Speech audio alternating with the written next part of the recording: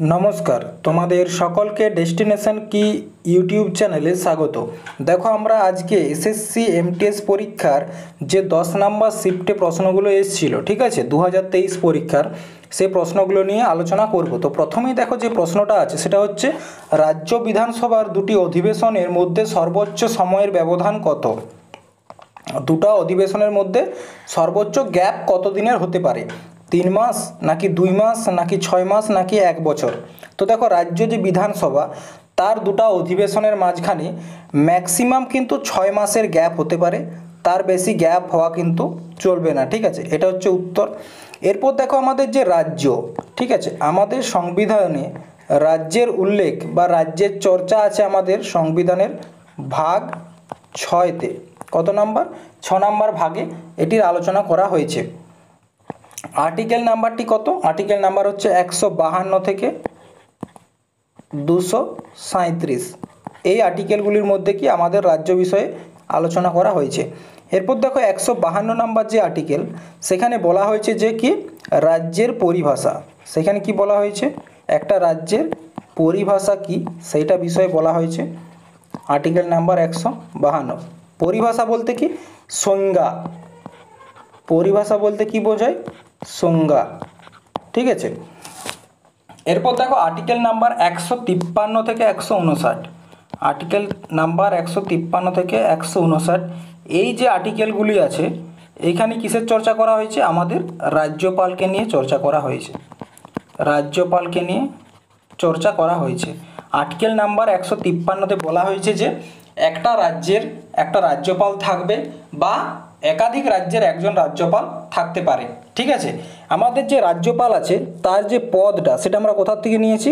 Canada থেকে নিয়েছি। রাজ্যপালের পদটা কোথা থেকে নিয়েছি? কানাডা থেকে। এরপর দেখো, আমাদের যে রাজ্য সেখান থেকে বেশ কিছু গুরুত্বপূর্ণ আর্টিকেল আমাদেরকে যেমন জানতে হবে। তার মধ্যে একটা হচ্ছে আর্টিকেল অনুচ্ছেদ 163 বা আর্টিকেল 163। সেখানে কি বলা হয়েছে? রাজ্যপালকে সাহায্য করার জন্য রাজ্যের মুখ্যমন্ত্রীর নেতৃত্বে একটি মন্ত্রী পরিষদ থাকবে। তাহলে আর্টিকেল নাম্বার 163-তে কি বলছে? যে রাজ্যপালকে সাহায্য করার জন্য কি থাকবে? একটা মন্ত্রী পরিষদ, কাউন্সিল অফ মিনিস্টার থাকবে এবং তার হেড কি হবেন? মুখ্যমন্ত্রী। মনে রাখবে যে আমাদের সংবিধানে মুখ্যমন্ত্রীর প্রথম উল্লেখ আর্টিকেল নাম্বার 163-তে আছে। এই প্রশ্নটা কিন্তু আগেও এসেছে যে মুখ্যমন্ত্রীর উল্লেখ বা প্রধানমন্ত্রীর উল্লেখ কত নাম্বার আর্টিকেলে আছে। তো আর্টিকেল 163-তে মুখ্যমন্ত্রীর উল্লেখ আছে এবং একটা রাজ্যের যে কাউন্সিল অফ মিনিস্টার তারও উল্লেখ আছে। এরপর এসো আর্টিকেল নাম্বার 164। এখানে কি বলছে? যে মুখ্যমন্ত্রীর রেফারেন্সে রাজ্যপাল অন্যান্য মন্ত্রীদের নিয়োগ করবেন। তার অর্থটা কি? আমাদের যে কাউন্সিল অফ মিনিস্টার, ঠিক আছে, আমাদের যে কাউন্সিল অফ মিনিস্টার বা মন্ত্রিসভা থাকে, সেখানে যারা মন্ত্রী থাকেন, ঠিক আছে, তাদের নিয়োগ কে করেন? তাদের নিয়োগ করেন রাজ্যপাল, কিন্তু রেফারেন্সটা কে দেন? রেফারেন্সটা দেন মুখ্যমন্ত্রী। এরপর দেখো, আর্টিকেল নাম্বার 165। এখানে কিসের চর্চা করা হয়েছে? Advocate general. কোনো একটা রাজ্যের সর্বোচ্চ যে বিধি অফিসার থাকে বা ল অফিসার থাকে, সর্বোচ্চ ল অফিসার, একটা স্টেটের সর্বোচ্চ আইনি অধিকার বা ল অফিসার, ঠিক আছে, একটা স্টেটের, সেটাকে অ্যাডভোকেট জেনারেল। ঠিক তেমনিভাবেই আমাদের দেশের যিনি সর্বোচ্চ আইনি অধিকার তাকে বলা হয় অ্যাটর্নি জেনারেল এবং তার উল্লেখ আমাদের আর্টিকেল নাম্বার 76-এ করা হয়েছে। কি নাম? Attorney general. আর্টিকেল 76-এ করা হয় আলোচনা। এরপর দেখো, আর্টিকেল নাম্বার 168। এখানে কিসের চর্চা করা হয়েছে? বিধানমণ্ডল। বিধানমণ্ডলটা কি? দেখো,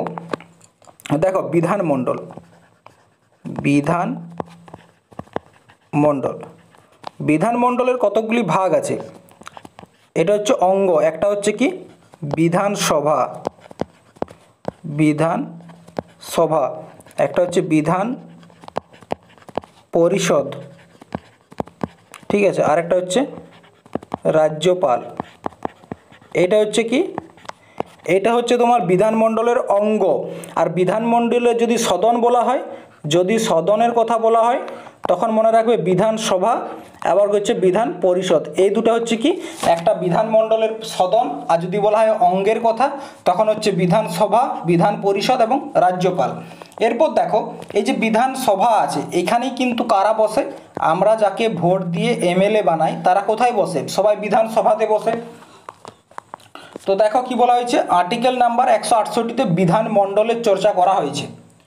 আর্টিকেল নাম্বার 170-এ কি বলা হয়েছে, আইনসভা বা বিধানসভা। ঠিক আছে, আইনসভা বা বিধানসভার উল্লেখ কোথায় আছে, আর্টিকেল নাম্বার 170। ঠিক সেরকম আর্টিকেল নাম্বার 171-এ কি বলা হয়েছে, বিধান পরিষদ, কাউন্সিল। ঠিক আছে, বিধান কাউন্সিল। ঠিক আছে, মেম্বার অফ লেজিসলেটিভ কাউন্সিল, যারা কি বলি এমএলসি, এমএলসির নাম শুনেছো, এমএলসি।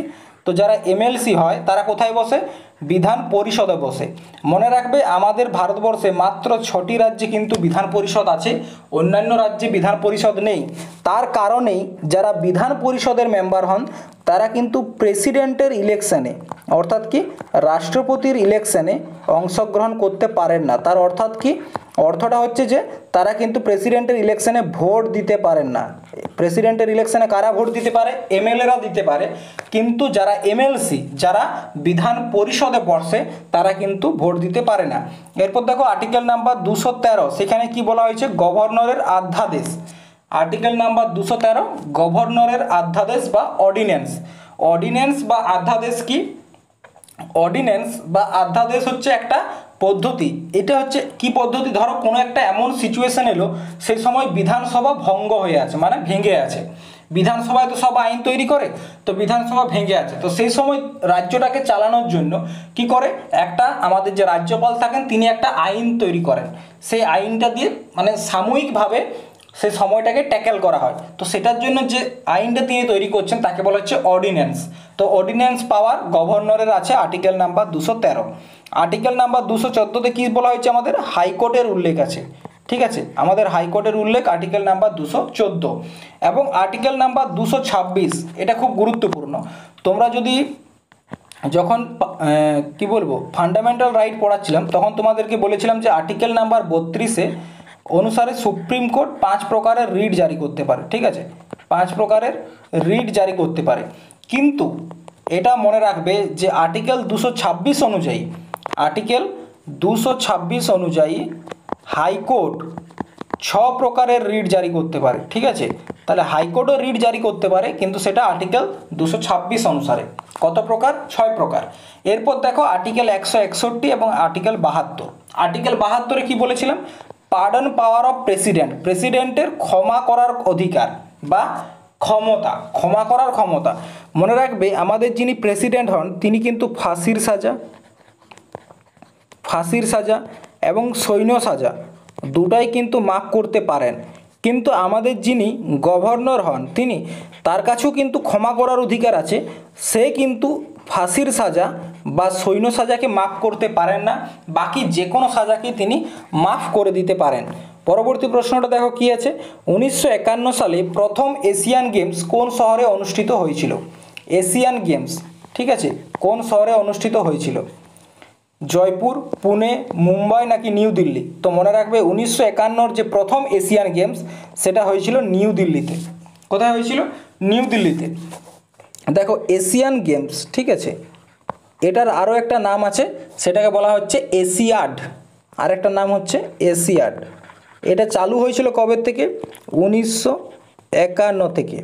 এবং প্রথম হোস্ট কে ছিল, প্রথম হোস্ট ছিল ভারত।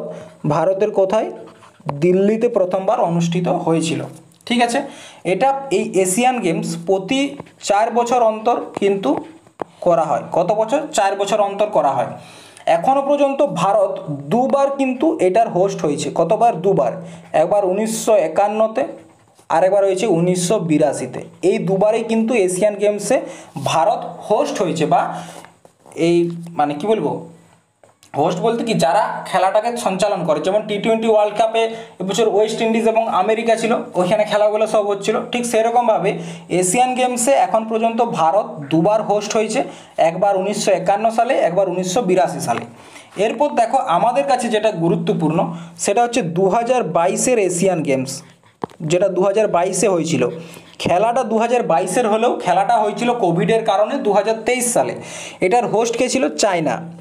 হোস্ট ছিল চায়না। চায়নার কোন শহর, হোংজাও।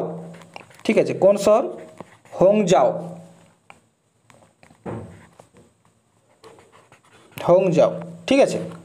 হংজাও হচ্ছে এটার হোস্ট শহর বা হোস্ট সিটি।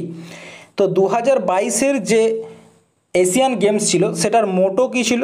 মোটো বলতে কি একটা মানে উদ্দেশ্য থাকে, সেটা হচ্ছে হার্ট টু হার্ট, মানে হৃদয় থেকে হৃদয় পর্যন্ত, ঠিক আছে। এটার একটা গানও ছিল, থিম সং যেটাকে বলা হয় থিম সং। থিম সং কী ছিল? থিম সং ছিল with you and me, with you and me, with you and me.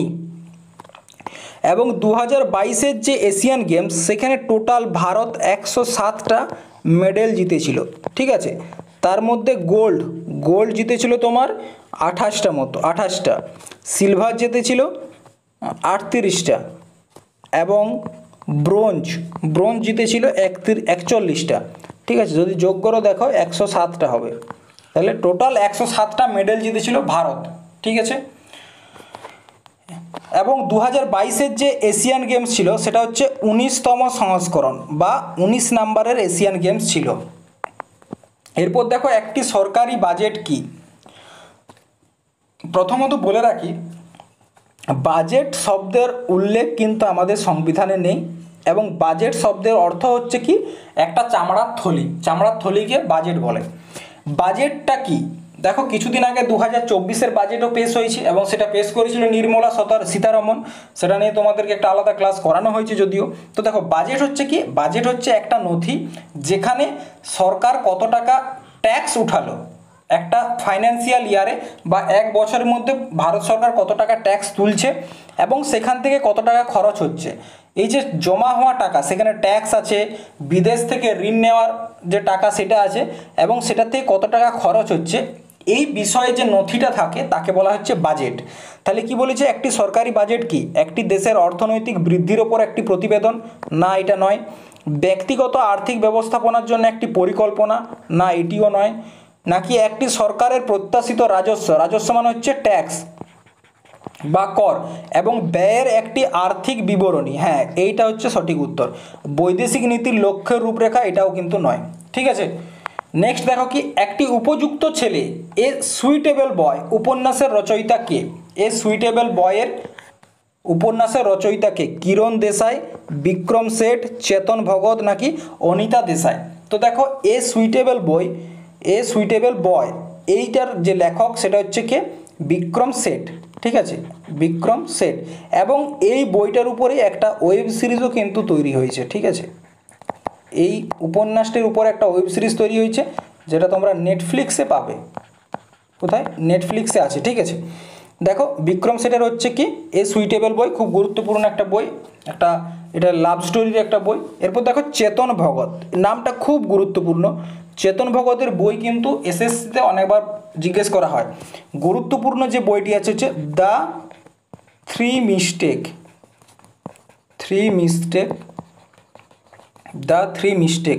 ঠিক আছে।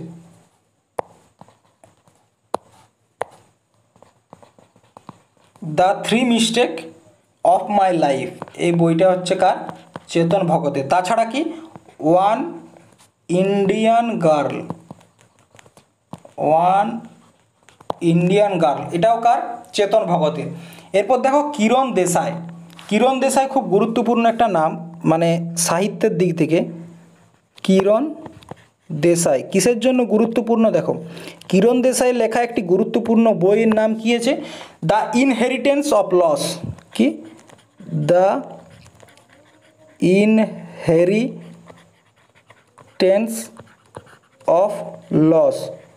Inheritance of loss. এই যে বইটি, এই বইটির জন্য তিনি 2006 সালে কি পেয়েছিলেন? বুকার পুরস্কার তিনি পেয়েছিলেন, ঠিক আছে, এটা মনে থাকবে। এরপর দেখো নেক্সট, কত্থক শব্দটি নিচের কোন শব্দ থেকে এসেছে? কত্থক গল্প, কথক মানে হচ্ছে যে গল্প বলে, নিচের ধাপ নাকি ঘন্টা? তো দেখো কত্থক ডান্স হচ্ছে কি? কত্থক হচ্ছে একটা নর্থ ইন্ডিয়ার, কোথাকার? নর্থ ইন্ডিয়া বা উত্তর ভারতের একটা ক্লাসিক্যাল ডান্স, ঠিক আছে। এবং এখানে যে কত্থক আছে, এই কত্থক শব্দের অর্থ হচ্ছে কথা, কত্থক শব্দের অর্থ হচ্ছে কথা, তো তার মানে কি গল্প, ঠিক আছে।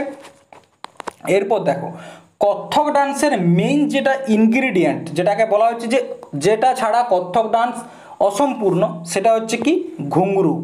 ঘুঙরু থাকাটা বাধ্যতামূলক, ঠিক আছে। যিনি ডান্সার হবেন তার কিন্তু পায়ে এই যে ঘুঙরু থাকাটা অতি আবশ্যক। এরপর দেখো এই যে কত্থক ডান্স আছে তার কিছু গুরুত্বপূর্ণ তথ্য তোমাদের যেমন বলে রাখি। একটা হচ্ছে কত্থক হলো উত্তর ভারতের শাস্ত্রীয় নৃত্য, যা মূলত উত্তরপ্রদেশ, জয়পুর এবং বেনারস ঘরানার অন্তর্গত। তার মানে কি কত্থক মেনলি হচ্ছে আমাদের উত্তর ভারতের ডান্স, তার মধ্যে উত্তরপ্রদেশ, রাজস্থান এবং রাজস্থান মেনলি হয়, ঠিক আছে। তিনটা ঘরানা আছে, একটা হচ্ছে উত্তরপ্রদেশ ঘরানার, একটা হচ্ছে জয়পুর ঘরানা, আর একটা হচ্ছে বেনারস, ঠিক আছে। এটা টোটাল তিনটা ঘরানা আছে। এরপর দেখো এই নাচের অর্থ হচ্ছে কথা। এই নাচের প্রধান পোশাক হলো পুরুষদের জন্য ধুতি এবং মহিলাদের জন্য শাড়ি, ঠিক আছে। এই নৃত্যের প্রধান আকর্ষণ নৃত্যশিল্পীর পায়ের নড়াচড়া। পায়ের নড়াচড়াটা হচ্ছে গুরুত্বপূর্ণ, তার সাথে কীটা গুরুত্বপূর্ণ, ঘুঙরুটা অতি আবশ্যক। এরপর দেখো কিছু গুরুত্বপূর্ণ নৃত্যশিল্পী যেমন কালকা প্রসাদ, সিতারা দেবী, বিরজু মহারাজ, শোভনা নাইডু, ঠিক আছে। এই চারটা নাম এসএসসির জন্য খুব গুরুত্বপূর্ণ। এরপর দেখো সিতারা দেবী, এই সিতারা দেবীকে রবীন্দ্রনাথ ঠাকুর একটা উপাধি দিয়েছিলেন। কি উপাধি দিয়েছিলেন? নৃত্য সম্রাজ্ঞী।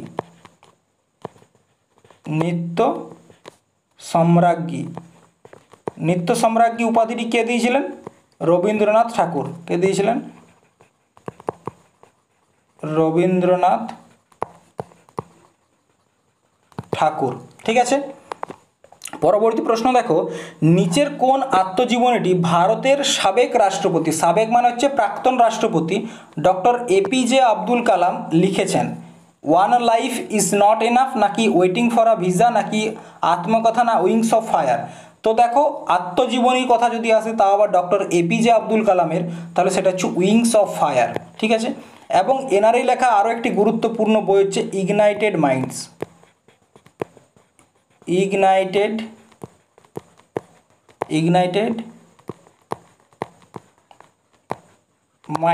ইগনাইটেড মাইন্ডস কার? ডক্টর এপিজে আব্দুল কালামের। তো দেখো one life is not enough এই বইটার লেখক হচ্ছে Natwar Singh. Waiting for a visa BR. Ambedkar. আত্মকথা রাজেন্দ্র প্রসাদ, ভারতের প্রথম রাষ্ট্রপতি রাজেন্দ্র প্রসাদের লেখা বইটির নাম আত্মকথা বা আত্মকথা। এবং উইংস অফ ফায়ার হচ্ছে এপিজে আব্দুল কালাম। এরপর দেখো বি.আর. আম্বেদকরের লেখা আরও একটি গুরুত্বপূর্ণ বই হচ্ছে কি অ্যানহিলেশন অফ কাস্ট। কি? অ্যানহিলেশন অফ কাস্ট, ঠিক আছে। এরপর হচ্ছে দেখো কোন অ্যান্টিবায়োটিককে প্রথম অলৌকিক ওষুধ হিসেবে বিবেচনা করা হয় যা গলার সংক্রমণের চিকিৎসায় ব্যবহৃত হয়? তো সেটার অ্যান্সারটা হচ্ছে পেনিসিলিন। এই প্রশ্নটা দেখা মাত্রই উত্তর করবে পেনিসিলিন। কারণ কি পেনিসিলিনকে বলা হয়েছিল একটা অলৌকিক ওষুধ, যেটা বিশেষ করে ব্যাকটেরিয়া ঘটিত যে রোগ, ঠিক আছে, ব্যাকটেরিয়া ঘটিত রোগের জন্য একদম খুব ভালোভাবে কাজ করতো, ঠিক আছে। এরপর কিছু রোগ আছে ব্যাকটেরিয়া ঘটিত যেগুলো পরীক্ষায় আসে, যেমন কি কিছু ব্যাকটেরিয়া ঘটিত রোগ হচ্ছে diphtheria, TB, typhoid, pneumonia, cholera, syphilis, gonorrhoea, এগুলো হচ্ছে কি সব ব্যাকটেরিয়া ঘটিত রোগ, ঠিক আছে। নেক্সট দেখো কি ড্যাশ নৃত্য পরিবেশনে একদিকে রাস নৃত্য পরিবেশন করা হয় মহিলারা, যেখানে বিপরীত দিকে যন্ত্রশিল্পী পুং বা চোলাম, এটা কলম নয় চোলাম, ঠিক আছে, পুং বা চোলাম বাজানো এবং করতাল বাজানো হয়। দেখো পুং বা চোলাম এটা যখনই দেখবে তখনই সেটা হচ্ছে মণিপুরি ডান্স। কারণ কি মণিপুরি ডান্সে একমাত্র যেখানে পুং বা চোলামের ব্যবহার করা হয়। এরপর দেখো পুং বা চোলাম কি? পুং বা চোলাম হচ্ছে যারা আমাদের ওয়েস্ট বেঙ্গলের যে কীর্তন হরিবোল যারা দেখেছে, যেটা বৈশাখ মাসে হয়, সেখানে কি হয় এক ধরনের খোল ব্যবহার করা হয়, সেটাকে আমরা কি বলি শ্রীখোল। তো এই শ্রীখোলের মতোই দেখতে এক ধরনের বাদ্যযন্ত্র, যেটাকে মণিপুরে কি বলা হয়? পুং বা চোলাম। এরপর দেখো মণিপুরি ডান্সটা মেনলি হচ্ছে কি রাধা এবং কৃষ্ণের যে প্রেম কাহিনী, যে রাসলীলা, সেটাই কিন্তু দেখানো হয় মণিপুরি ডান্সে মেনলি। এই নাচ রাসলীলার মতো, ঠিক আছে। মণিপুরী শাস্ত্রীয় নৃত্যের প্রধান অংশ হলো পুং বা চোলাম। এই নৃত্যকে কৃষ্ণের ভূমিকায় অভিনয় করছেন ধুতি পরেন এবং রাধা চরিত্রে অভিনয় করলে ঘাগরা। তো মনে রাখবে এটা যে কৃষ্ণের রোলটা করে, ঠিক আছে, তাকে অবশ্যই ধুতি পরতে হয় এবং যিনি রাধার রোল করেন তিনি একটা কঠোর ঘাগরা পরেন, ঠিক আছে, কঠোর ঘাগরা পরেন। এরপর দেখো ফেমাস আর্টিস্ট। মণিপুরি ডান্সের ফেমাস আর্টিস্ট হচ্ছে ঝাবেরি বেহেন। এই প্রশ্নটা তোমরা প্রায় পাবে ডাব্লিউবিপি, কেপি, এসএসসি, ডাব্লিউবিসিএস যে কোনো পরীক্ষায়। ঝাবেরি বেহেন, ঝাবেরি বেহেন হচ্ছে 4 জন বোনের নাম, রঞ্জনা, দর্শনা, সুবর্ণা এবং নয়না। এটা হচ্ছে 4 বোন এবং এই 4 বোনকে একত্রে বলা হয় ঝাবেরি বেহেন। আরেকটা হচ্ছে গুরু বিপিন সিং, বিম্বাবতী এবং চারু মাথুর। এই 4টা নাম খুব গুরুত্বপূর্ণ।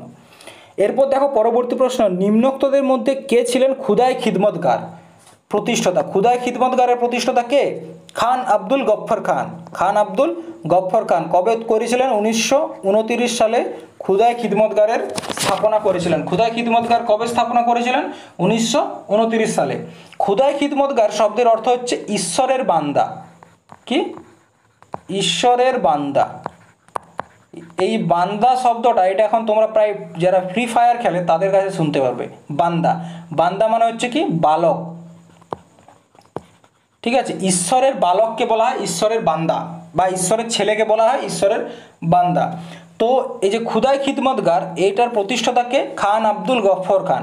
এবং খান আব্দুল গফ্ফর খান কি নামে পরিচিত? সীমান্ত গান্ধী। সীমান্ত গান্ধী, সীমান্ত গান্ধী নামে কে পরিচিত? খান আব্দুল গফ্ফর খান, ঠিক আছে। নেক্সট দেখো কি ভার্নাকুলার প্রেস অ্যাক্ট কত সালে পাস হয়? প্রথমত ভার্নাকুলার প্রেস অ্যাক্ট কি? এটা হচ্ছে এক ধরনের আইন যেখানে বলা হয়েছিল আমাদের যে লোকাল নিউজ পেপার আছে, ঠিক আছে, লোকাল নিউজ পেপার তাদের যে মানে আর্টিকেল সেটা ছাপানোর আগে কি করতে হতো, যে ইংরেজ সরকারের যে পুলিশ কর্মচারী আছে তাদেরকে দেখাতে হতো। তার মানে কি লোকাল নিউজ পেপারদের যে আওয়াজ সেটাকে দাবানোর জন্য এই অ্যাক্ট আনা হয়েছিল। এই অ্যাক্ট এসেছিল কবে? এসেছিল 1878 সালে। 1878 সালে। কার সময়কাল? তখন ভাইসরয় কে ছিল? লিটন। লিটন। এরা নিজের নামের আগে একটা লর্ড বসিয়ে নিয়ে ভাববে আমি ভগবান, ঠিক আছে, তো লিটন। এবং এর পরবর্তী ক্ষেত্রে এটা নিয়ে অনেক বিদ্রোহ শুরু হয়। তাই 1881 সালে রিপন এই ভার্নাকুলার প্রেস অ্যাক্টকে বাতিল করে। তাহলে কি কে বাতিল করেছিল? রিপন 1881 সালে, আর চালু করেছিল লিটন 1878 সালে, ঠিক আছে। এরপর দেখো পরবর্তী প্রশ্ন, ভারতের কোন রাজ্য বিখ্যাত বজ্রঝড় কালবৈশাখীর সাথে যুক্ত? কালবৈশাখী কোথাকার? আমাদের পশ্চিমবঙ্গের হচ্ছে কালবৈশাখী, ঠিক আছে। এরপর দেখো লোসুং উৎসব ড্যাশ উপজাতি সম্প্রদায় দ্বারা উদযাপিত হয়। লোসুং বা লোসাং, লোসুং বা লোসাং এটা হচ্ছে একটা সিকিমের উৎসব, ঠিক আছে। কোথাকার? সিকিমের একটা উৎসব। সিকিমের একটা জনজাতি আছে সেটা হচ্ছে লেপচা, লেপচা আর একটা হচ্ছে ভুটিয়া, ঠিক আছে, আরেকটা হচ্ছে ভুটিয়া। এই যে দুটো উপজাতি আছে, জনজাতি আছে, এরাই কিন্তু এই লোসাং উৎসবটি পালন করে। কোথাকার? সিকিমের, ঠিক আছে। সিকিমের আরও কিছু গুরুত্বপূর্ণ উৎসব আছে, যেমন হচ্ছে একটা কি, একটা হচ্ছে সাগা দাবা, সাগা দাবা, ঠিক আছে। কোথাকার? এটাও সিকিমের। এবং এটা হচ্ছে বুদ্ধ পূর্ণিমাকে বলা হয় সাগা দাবা। আমরা যেটা বুদ্ধ পূর্ণিমা বলি সেটাই হচ্ছে এরা কি বলে? সাগা দাবা, ঠিক আছে। তাছাড়া আরও একটি আছে সাকেবা, সাকেবা, ঠিক আছে। এরপর দেখো ঝাড়খণ্ড। ঝাড়খণ্ডের অনেক উৎসব আছে, তার মধ্যে একটি গুরুত্বপূর্ণ হচ্ছে সরহুল উৎসব। সরহুল উৎসব, শ্রাবণী মেলা, ঠিক আছে, যেটা এখন চলছে। তাছাড়া আর কি আছে? তাছাড়া আছে টুসু পরব, টুসু পরব, ঠিক আছে। এরপর দেখো উড়িষ্যা। উড়িষ্যার কিছু গুরুত্বপূর্ণ যদি বলা হয় উৎসবের কথা, তাহলে উড়িষ্যাতে কি আছে? ধনুযাত্রা, ধনুযাত্রা। তাছাড়া কি আছে? নুয়াখাই, নুয়াখাই একটা হচ্ছে কি ফসল উৎসব, ঠিক আছে। ধনুযাত্রা, নুয়াখাই, রজ পর্ব। রজ পর্ব মানে কি? ধরা হয় এই দিন পৃথিবীর মাসিক চক্র চলে। ঠিক আছে, এই 3 দিন পৃথিবীর কি হয়, মাসিক চক্র চলে।